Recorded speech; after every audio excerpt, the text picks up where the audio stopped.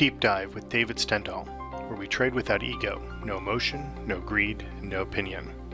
Before we begin tonight's video blog, please read over our trading disclaimer and remember to trade smart and accept the reality that trading futures is risky. This presentation does not provide buy-sell recommendations, and our information is strictly provided for educational purposes only. As always, trade at your own risk and analysis. Hey, it's David Stendhal with tonight's Deep Dive. It is April 19th, 2018. We're going to be talking about Canadian dollar, the ETF being FXC for the long side. We have a mixed bag when it comes to the trends here.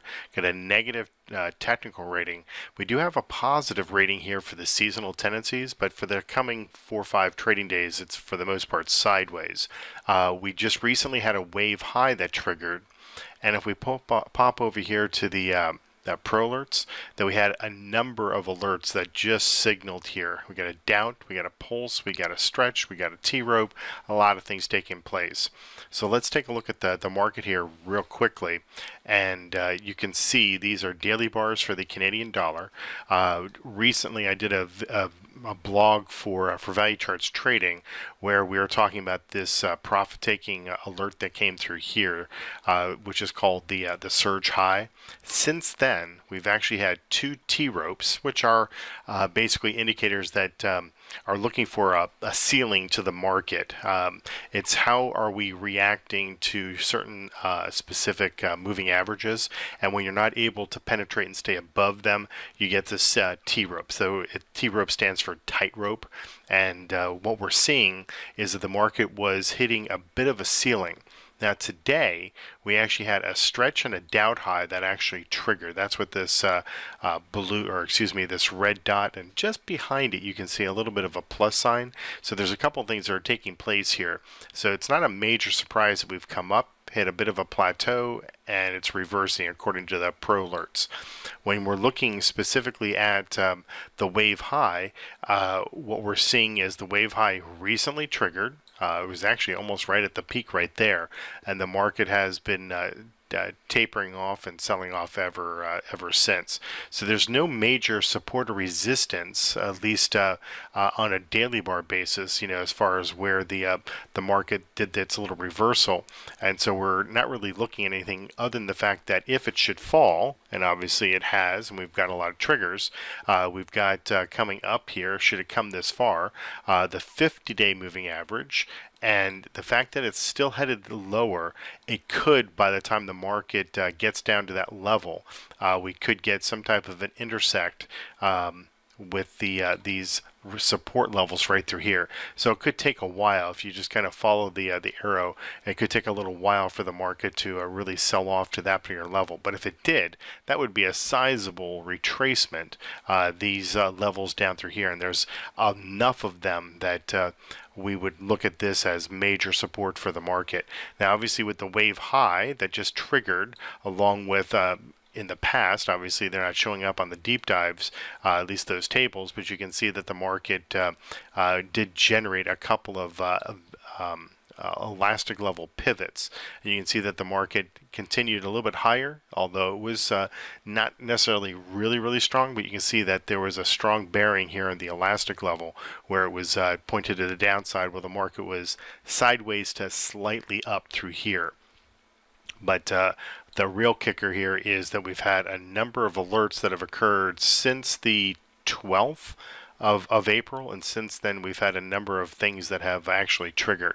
So we would anticipate, if you draw kind of a little trend line here, we're at it right now, in fact maybe even a little bit below it.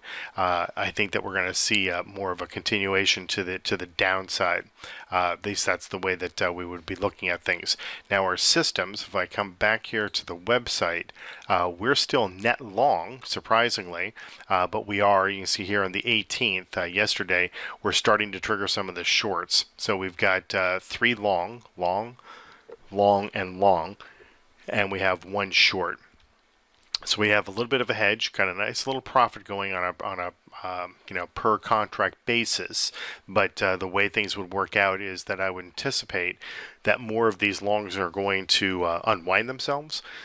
and we'd have an opportunity for some of the short-term pattern systems start to trigger, and that would help to hedge our position. So I'm not necessarily expecting the market to really sell off dramatically. I want to give my systems an opportunity, or I'd like to have the system have an opportunity to actually unwind those longs and get a little more short.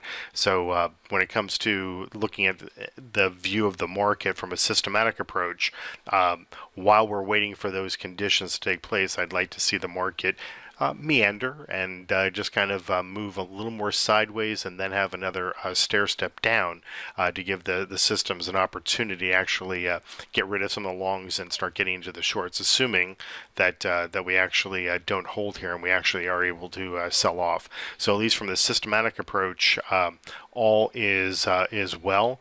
When it comes to the seasonal tendencies, this is a 5-year. You can see that this little triangle, this dot, well, it's not a dot, but this black triangle, that we'd expect the market to move a little bit sideways. If it is able to actually continue the trend to the upside that really would have begun here in early March, it has a tendency to taper off in early May, and that is typically the high for the year.